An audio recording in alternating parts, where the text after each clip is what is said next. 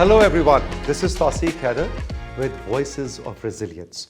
This is a series of podcasts by NDRMF, and in our previous podcast, Bilal Anwer, who is the CEO of NDRMF, he told us about the evolution of this organization and how did it come up and what is it doing in Pakistan when it comes to disaster resilience, disaster risk reduction and all of that.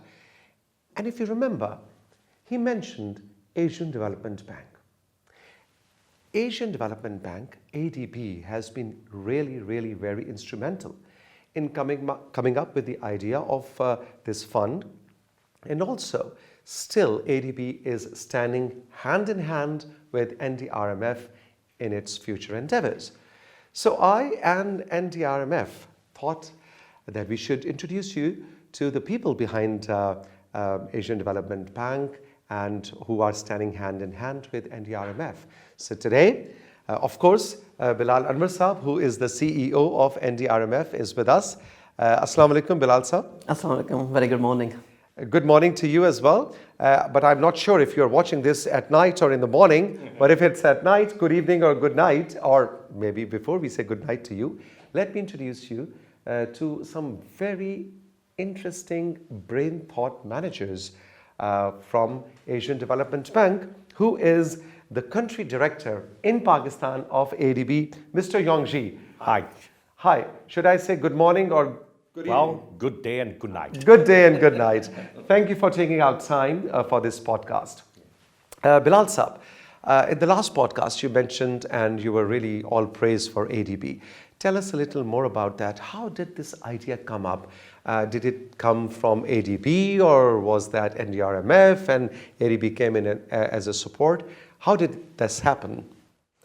Well, I think it must have been a very collective wisdom from the government of Pakistan as well as the Asian Development Bank.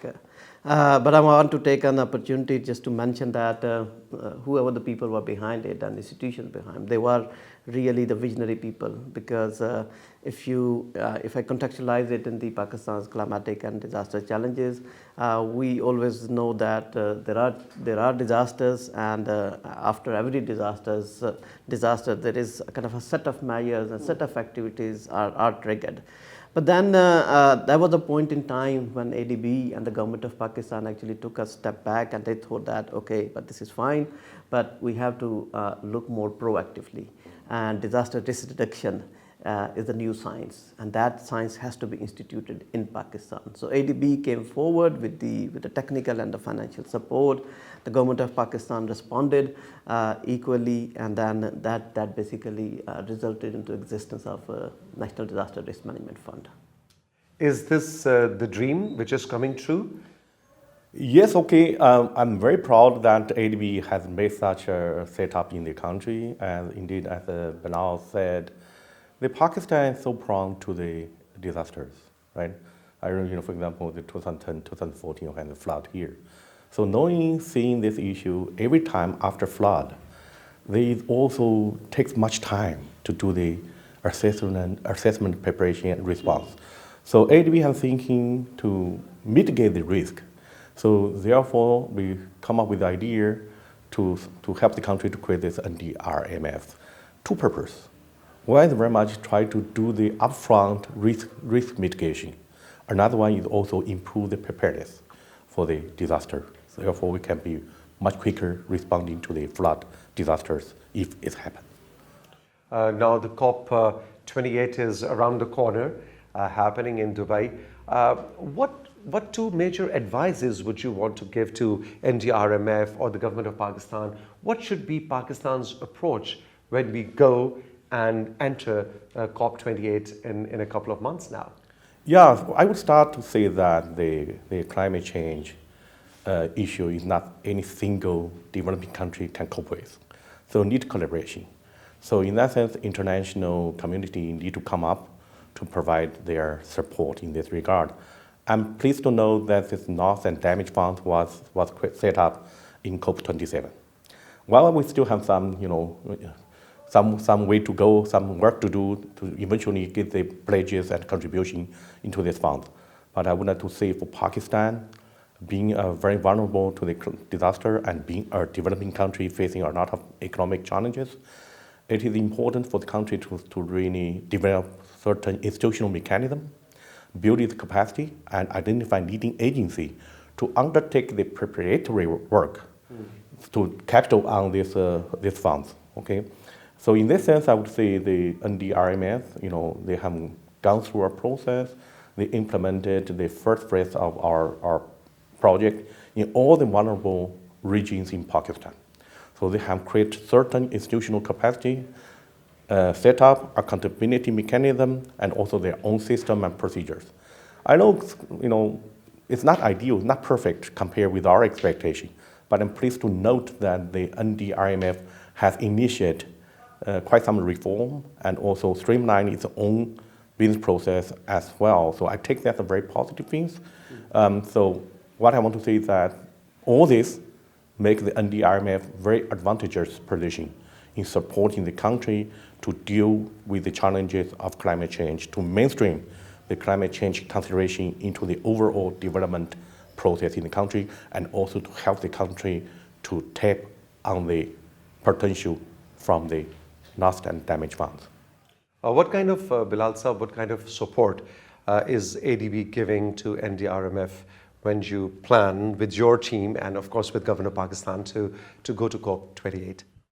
Yeah, we are working very closely because ADB have this huge kind of a leverage in the region as well as globally as well. All the multilateral development banks, they work very closely with each other, and this is a huge advantage which actually NDRMF enjoys, having a very close collaboration with ADB. So as Mr. Yong Ye mentioned, COP28 is a transformational movement in the kind of a history and evolution of international climate policy development process. A number of key decisions are going to be made, but Pakistan can only benefit if there is a level of preparation at home, and that preparation requires institutional mechanism, that requires a policy framework. And this is what NDRMF and ADB is actually working very closely with each other, and also with the relevant ministries, Ministry of Climate Change, Ministry of Planning Development, Special Initiatives, a number of other national institutions as well. So we actually coming up with a very coherent and a combined approach, and in terms of what kind of international support we need from the international community for our climate action, what is the financing.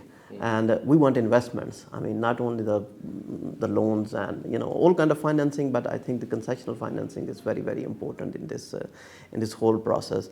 And we also need technology transfer. And this has been a kind of a missing link for a very long period of time. Because when we talk of support, the only word comes to my mind is money, financial support. But you're absolutely right.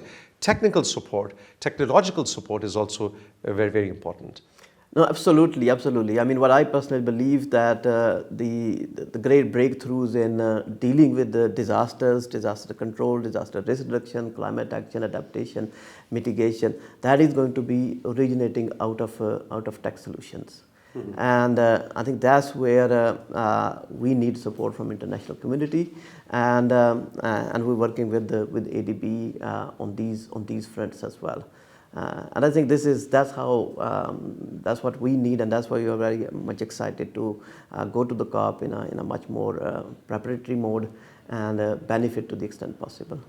Mr. Yong Ye, what do you think? Like you have a very, very international vision and perspective towards the issue. Do you think at COP28 it's going to be a difficult case for Pakistan to present, or it's going to be a very easy case to present? Well, I would think Pakistan has a lot to present. Okay, in terms of the country's vulnerability, in terms of the efforts the country has been made towards building the resilience. The country has really done a great job from this response to the 2022 flood, with very good international cooperation. Then COP is a good place to discuss all the climate change issues and also resilience issue as well. ADB, for sure, will be partnered with Pakistan, as we always do. I want to highlight also, in this regard, ADB places climate change at the center of its operation. We have already been advised the country, just now I mentioned about mainstreaming the climate consideration, disaster reduction into the overall development process. And this requires quite a few changes. It's not easy to say that. For example, what changes? For example, you need policy changes, you need institutional strengthening, coordination, you need the technical support, you mentioned just now, but also the financial support. There are a lot of things that the country can present, both in terms of your efforts and also the challenge you are facing, and also in addition, what kind of support, partnership you need with all the international communities, right? Yeah. While ADB has been somehow, as I said, pretty active in engaging with the country in achieving those transformation or the changes, for example, ADB has come up with some additional financing from its own resources, but also from the innovative solutions. For example, you have heard maybe the ETM, Energy Transition Mechanism. We're also announcing our annual meeting, the IFCAP, the Innovative Financing for Climate in Asia and Pacific, IFCAP. All of this is trying to generate some leverage and bring some solution, both in terms of the knowledge, technical advisory, and also financing to the region for the climate actions and also disaster risk reduction. ADB has an ambition to really provide $100 billion climate finance from its own resources by 2030. So that shows our commitment to the climate change. So with all this kind of a good match about what Pakistan is looking for and what ADB is focusing on, I think this partnership can really generate fruit. Similarly, and the COP27 or 28.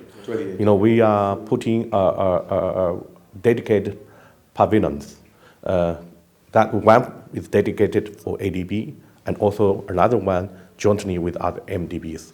We would welcome all the DMCs, including Pakistan, to really take this facility to show the world that what the challenges you are facing, what the vulnerability the country is suffering, and also what are the efforts you have made to build your resilience in responding to the climate finance or climate change. Yeah. Just to add, I think it's a very valid and interesting point. That's one of the reasons that NDRMF is actually working very closely because NDRMF is passing through its own kind of a transformation as well, and we want to really present ourselves and position ourselves to all these innovative solutions, and that's what Pakistan needs, because the challenges are really huge and in nature. They are very complex as well, and we need a very new and very different kind of approach. So NDRMF actually, we are working our own way and coming up with as a smart organization and supporting those entrepreneurs, those students, academia, and other stakeholders who are actually trying their hands and experimenting with innovative solutions. And there's so many mechanisms, so many funding mechanisms which ADB is coming up, and that can be wonderful support for all these innovative solutions which are being experimented in Pakistan. All right. Now, when I read about climate-related disasters and the mitigation side and financing side, I have an opinion that usually people talk about that the priorities of a country like Pakistan are sometimes donor-driven. So the climate disaster mitigation and disaster risk reduction agenda is driven by the donors, be it ADB or be it any other. What is your take, Bilal, on this, that in meetings and final resolutions and discussions and decision making, is this approach, do you think it's always donor driven, or does countries like Pakistan and people like you have a say in that? I think it's a bit of exaggeration, and even for the sake of argument, if we say that it is donor driven, the donors still exist in a very similar kind of space, international space as well. If we look into the challenges, look at the problems which any country like Pakistan is facing, they are very valid and timely kind of issues which the donors are trying to address. Now, I think the donors are actually taking a further step, and they are assisting the government agencies, kind of setting their priorities as well. I know ADB, I know World Bank and several others, they have this very specific technical assistance, and which is actually provided and extended to the different ministries, even to NDRMF as well, and which basically allow them to determine their priorities, and then the financing is aligned based on the priorities as well. So if we see, the climate change is a real challenge. Whoever is coming up and whoever is trying to help Pakistan or the disaster or even education and health and several others, they are real challenges. No one can deny about it. So I think, I'm sure Mr. Yong Ye has his own take on it as well. You know, maybe I can also take this opportunity to clarify. For sure, our value, our regulation made ADB, or I understand also World Bank, other development agencies the same. We must be demand driven. We cannot be supply driven or the donor driven. That's really the first point. But why sometimes we have been seen by people as, well, looks like a bit more donor driven. I think the issue is that as part of our advisory services, we have to tell the government something, or the public in the developing countries, something they didn't realize, they didn't know. So therefore, there's a bit more advanced. In a sense, people may not realize it, but time will prove that whatever ADB or other development partners are advising are important for the country, although it's a bit advanced, but that's really the value we bring to the country. So I would say, for sure, I think I was told by my management, we have to respect what they demand, we have to identify demand, we have to make our operation responding to the demand of the country, but at the same time, as part of our value addition, we need to advise the government something they didn't realize. So that, for example, just now you get a good example about the climate change. I think even I gone through this process. Initially, I was thinking, okay, climate change is really some theoretical debate between the professors. But over time, you can see those. You know, when you talk about this, you probably more think about the donor driven. I mean, I switched my position more into the climate kind of focused advocator. It's really, I have seen over time, the evidence has become very true. You know, last year this flood. You look at the extreme heat that's hitting the globe. This year, you know, Asia, many countries have, in China, also you can super hot season, summer this time. So yes, you can see the issue of climate change. So climate change impact, not something in the future, it's right now. It's everyone feels it. So I think that's really good example about, you know, it sometimes takes a while for people to really realize the issue they are facing. All right, Mr. Yong Ye and Mr. Bilal Anwer, thank you very much for taking out time. And well, this is the purpose of this podcast. And when we say voices of resilience, we all are voices of resilience. And on behalf of the people of Pakistan, thank you very much for supporting NDRMF. And as you said, it's not always the financial support, it's the technical expertise, the value that you bring on the table when it comes to organizations like NDRMF. Bilal Sab, thank you very much. All the best. Thank you, ladies and gentlemen. If you have any comments or questions to Bilal and his team, to Mr. Yong Ye and his team, please put your comments down under, or you can inbox us and we'll be very happy to come up with answers. Or if you have any suggestions and you are from the same fraternity, please feel free to contribute in this endeavor. Take good care. Bye-bye.